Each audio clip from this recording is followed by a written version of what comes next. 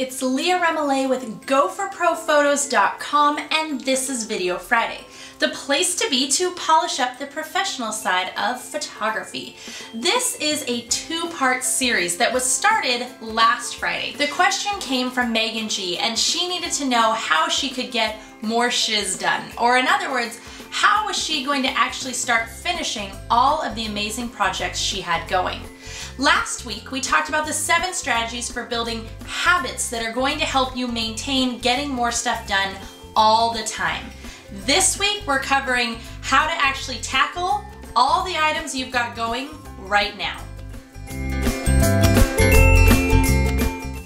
There are 7 days in a week, and Sunday is not one of them.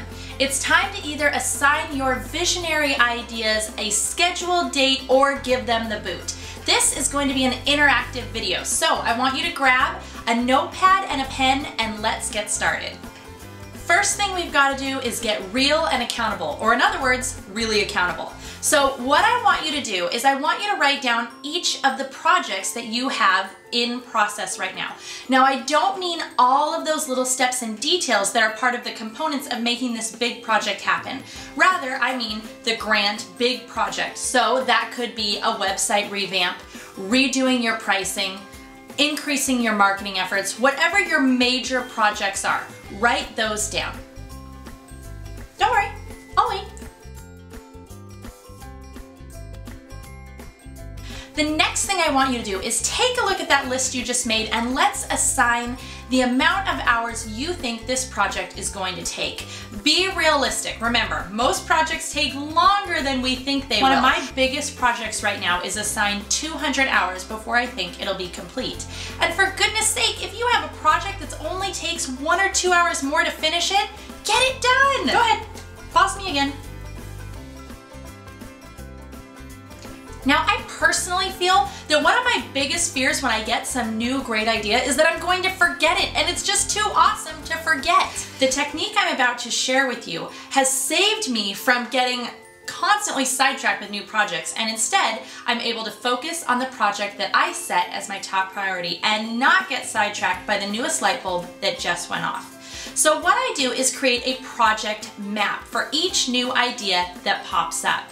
This project map is going to either be in a file folder on my desktop or on my actual desktop. Here's one of my current project folders. So I go ahead and assign the folder its project name, and then inside I create a mind map. So this is just a big old mess of all my thoughts and ideas. I start at the center of the paper, write down the main project idea, and then I just start letting it go out and shoot and go crazy with all the different components of what I think this project might need. Projects should be hard, and I don't want you to be afraid of that. When I create my project maps, there are often aspects of the projects that I have no idea how I'm going to accomplish. I don't know how to do them.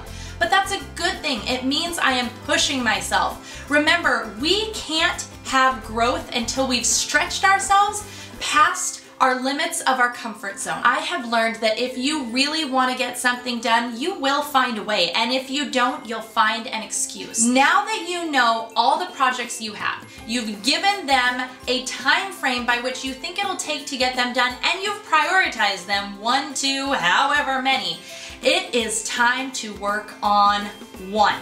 And that's the big challenge. Instead of working on 2, 3, or 10 projects at a time, let's take the most important project, the one that you know is going to add to the growth of your business, your life, and your long-term dreams, and let's get that project tackled. You know what's on your plate now. You've prioritized it. It's time to take action. Now, here's what I want you to do. In the comment section below, let me know how many projects did you have? Which one did you choose to give #1 ranking to? And as an added measure of accountability, what is your time frame? When are you gonna have that project done? Thank you so much for tuning into this episode. If you liked it, like it. And if you loved it, share it with a friend who could use the same encouragement. Remember, we carry our cameras to create, but we created our businesses to thrive. Don't just survive, thrive.